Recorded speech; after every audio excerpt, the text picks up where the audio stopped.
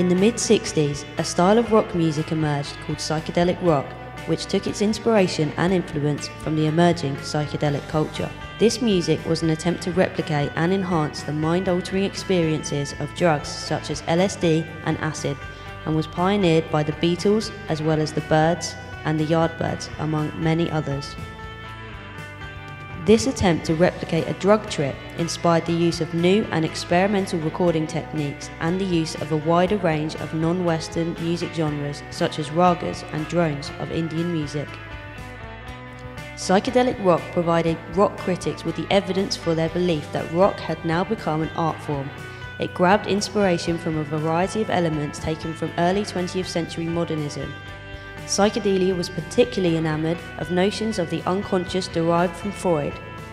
The new use of symbolist poetry and visual imagery drawn from Expressionism, Surrealism and Eastern philosophy acted as a catalyst to take rock music in a new and exciting direction that audiences embraced.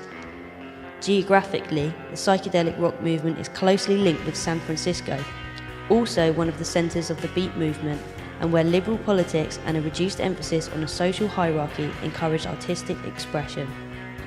The Beatles' release of Tomorrow Never Knows is thought of as one of the earliest psychedelic releases, with its use of surrealist lyrics, drones, and modal improvisation influenced by Indian classical music.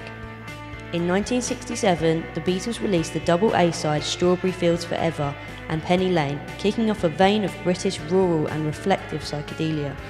Soon after, they released what is often seen as their definitive psychedelic statement, Sgt. Pepper's Lonely Hearts Club Band, including the controversial track Lucy in the Sky with Diamonds. They continued the psychedelic theme later in the year with the double EP Magical Mystery Tour and the hit single Hello Goodbye, which topped the charts with its B-side I Am the Walrus. Did the LSD ban kill psychedelia? Psychedelic rock had been associated with hippie culture throughout the mid-60s and especially with the Summer of Love movement in '67. The large outdoor concerts and other, more experimental performance practices they enjoyed featured multimedia approaches from the avant-garde and included elaborate light shows, projections and films. In San Francisco, many of these events were connected with mass dosings of LSD, with much of the audience high on the hallucinogen. Due to the link with LSD, the hippie movement became the first musical movement to feature in mass negative attention from mainstream media. By the end of the 1960s, psychedelic rock was in retreat. LSD had been made illegal in the US and UK in 1966, and the murders committed by Charles Manson and his family of followers, claiming to have been inspired by Beatles songs such as Helter Skelter and Revolution 1, had been seen as contributing to an anti-hippie backlash. The LSD ban had some effect in the end of psychedelia, but it was mostly the negative media attention combined with the natural movement into new genres and of course the death of much-loved psychedelic legend Jimi Hendrix. Thank you for listening to this brief introduction to the Beatles and psychedelia. We hope this helps any music students interested in the Beatles. Now, here are some of the top psychedelic Beatles songs to check out. She Said from Revolver, 1966. It's All Too Much from Yellow Submarine, 1969.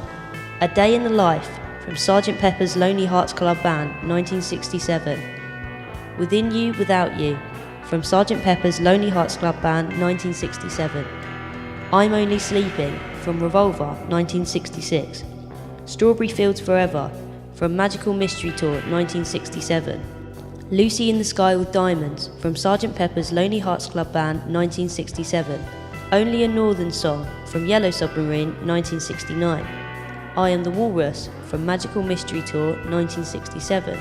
And finally, Tomorrow Never Knows from Revolver from 1966.